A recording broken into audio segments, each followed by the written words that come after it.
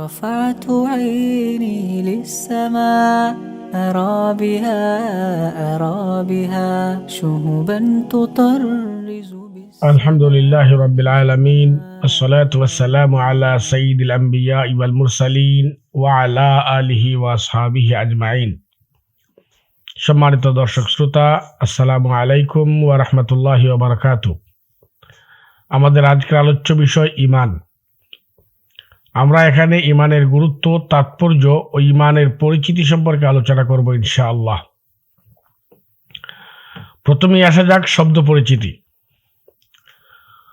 ঈমানের মূল শব্দ আমন, অর্থ নিরাপত্তা, শান্তি, বিশ্বাস ইত্যাদি। যেমন ইরশাদ হচ্ছে, তারা যেন এই ঘরের তথা কাবার মালিকের ইবাদত করে, যিনি ক্ষুধায় অন্ন যোগান, ভয়ে দেন নিরাপত্তা।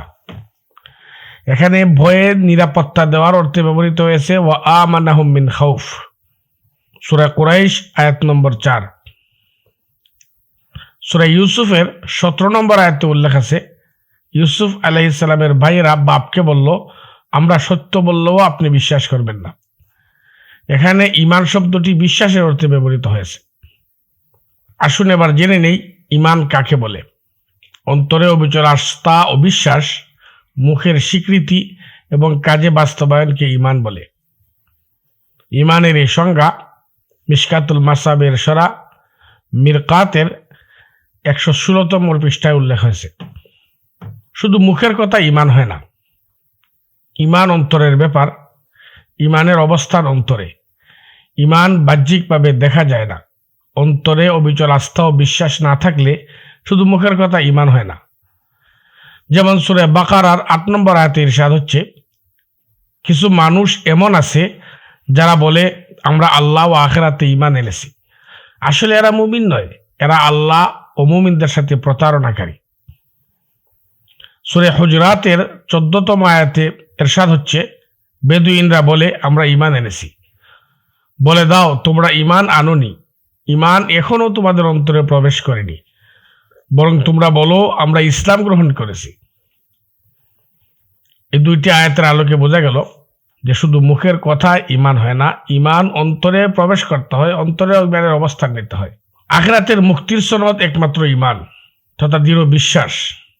ঈমান ও বিশ্বাস না থাকলে জাহান্নাম থেকে মুক্তি পাওয়া যাবে না।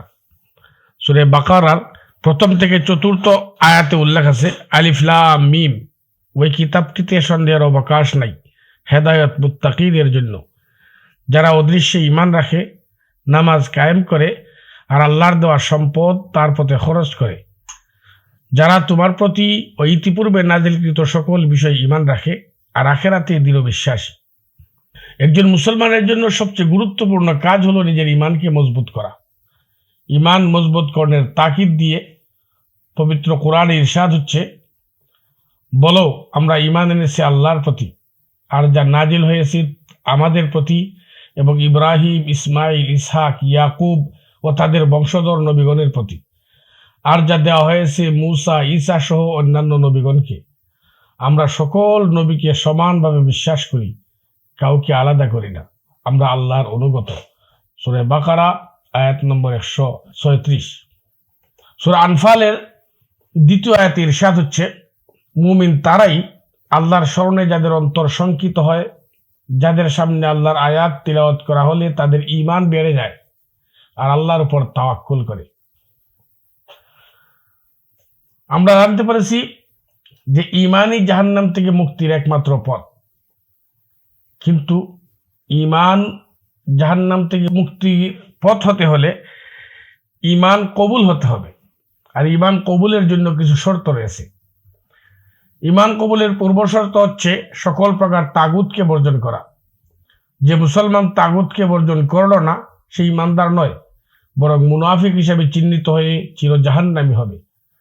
অন্তরে সংশয় বা দ্বিধা থাকলেও ঈমান গ্রহণযোগ্য হয় না। ইরশাদ হচ্ছে, যুদ্ধে না যাবার অনুমতি কেবল তারাই চায় যারা সুদৃঢ়ভাবে আল্লাহ ও আখিরাত বিশ্বাস করে না। এদের অন্তরে সংশয়, এরা সংশয়ে দোদুল্যমান। সূরা তাওবা আয়াত নম্বর 45। সূরা সাবার আয়াত নম্বর 54 ইরশাদ হচ্ছে, আখিরাতে তাদের ও তাদের আকাঙ্ক্ষিত বস্তুসমূহের মাঝে অন্তরায় তৈরি করা হবে, যেমন করা হয়েছে অন্যান্য সম্প্রদায়ের সাথে, কারণ তারা সন্দেহ ও সংশয়ে দোদুল্যমান ছিল। সূরা বাকারার 256তম আয়াতে ইরশাদ হচ্ছে, দিন গ্রহণে কাউকে বাধ্য করা হবে না, বিভ্রান্তির ধূম্র জাল থেকে সঠিক পথ সুস্পষ্ট হয়ে গেছে। যে ব্যক্তি তাগুতকে বর্জন করে আল্লাহর উপর ঈমান আনলো, সে এক মজবুত আদর্শকে আঁকড়ে ধরলো, যা থেকে আর বিচ্ছিন্ন হবার সুযোগ নেই। আল্লাহ সর্বশ্রোতা, মহাজ্ঞানী। এসব আয়াত থেকে আমরা বুঝতে পারলাম যে ঈমান কবুল হওয়ার অন্যতম শর্ত তাগুতকে বর্জন করা এবং সন্দেহ ও সংশয় মুক্ত হওয়া। তাই যদি কারো অন্তরে ইসলামের কোনো ব্যাপারে সন্দেহ বা সংশয় থাকে এবং কোনো মানুষ যদি তাগুতকে পরিপূর্ণভাবে বর্জন না করে, তবে তার ঈমান গ্রহণযোগ্য নয়। আসুন এবার আমরা জেনে নেই তাগুত কি। তাগুতের মূল শব্দ তুগিয়ান, অর্থ অবাধ্যতা। তাগুত অর্থ অবাধ্য। আল্লাহ ও রাসূলের অবাধ্য ব্যক্তি ও ব্যক্তি সমষ্টিকে তাগুত বলা হয়। যেমন বিশির নামে এক ব্যক্তি মদিনায় বাস করত। বিশির বাহ্যত মুসলিম ছিল, সে ছিল নীতিহীন, আদর্শহীন। স্বার্থের জন্য দিনই নীতি আদর্শ বিসর্জন দিতে সে একটু দ্বিধাবোধ করত না। কাব বিন আশরাফ মদিনার একজন খ্যাতনামা ইহুদ নেতা। আল্লাহ ও রাসূলের অবাধ্য ইসলাম বিদ্বেষী কাব। কবি ও সাহিত্যিক হিসাবে খ্যাত কাব ছিল মদিনার প্রসিদ্ধ সুদখোরদের একজন। বিশির এক ইহুদের সাথে জমি সংক্রান্ত বিষয়ে মীমাংসার জন্য কাব বিন আশরাফের কাছে যেতে চাইলে নাজিল হয়, তাদের দেখনি যারা মনে করে তারা তোমার প্রতি ও ইতিপূর্বে নাজিলকৃত বিষয়ে ঈমান এনেছে আর বিচার নিয়ে যেতে চায় তাগুতের কাছে, অথচ তাদের হুকুম করা হয়েছে তাগুতকে বর্জন করতে। শয়তান তাদের সম্পূর্ণরূপে বিভ্রান্ত করে দিতে চায়। সূরা নিসা আয়াত নম্বর 60। পরবর্তীতে ইয়াহুদ লোকটির কারণে বিশির রাসূল সাল্লাল্লাহু আলাইহি ওয়াসাল্লামের কাছে যেতে বাধ্য হয়। রাসূল সাল্লাল্লাহু আলাইহি ওয়াসাল্লাম ইয়াহুদের পক্ষে রায় দিলে বিশির উমর রাদিয়াল্লাহু তাআলা আনহুর কাছে গিয়ে আপিল করে। উমর রাদিয়াল্লাহু তাআলা আনহু তলোয়ার বের করে বিশিরকে হত্যা করেন এবং ঘোষণা করেন, রাসূলের বিচারে যারা খুশি নয়, ইহাই তাদের উপযুক্ত বিচার। এরপর থেকে উমর রাদিয়াল্লাহু তাআলা আনহু ফারুক উপাধিতে ভূষিত হন। ইসলামের কালিমা শুরু হয়েছে নাসূচক শব্দ দিয়ে। বলা হয় লা ইলাহা, মানে নাই কোনো ইলাহ।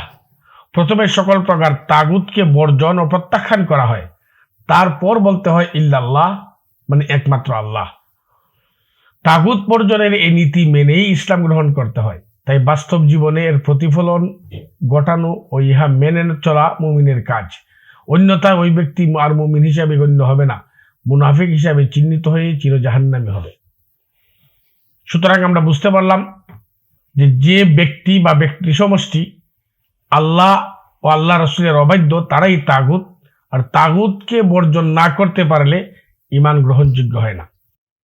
আসুন এবার আমরা জেনে নেই মুমিন হওয়ার উপায় কি। মুমিনের ঘরে জন্ম নিলেই মুমিন হওয়া যায় না, বা ঈমান এনেছি বললেই ঈমানদার হওয়া যায় না। ঈমানদার হতে হলে সকল প্রকার তাগুতকে বর্জন করে ঈমানের মৌলিক বিষয়সমূহের ব্যাপারে সংশয়মুক্ত হয়ে অবিচল আস্থা ও বিশ্বাস রাখতে হয়। মুখে স্বীকৃতি দিতে হয় এবং বাস্তব জীবনে এই বিশ্বাসের প্রতিফলন ঘটাতে হয়।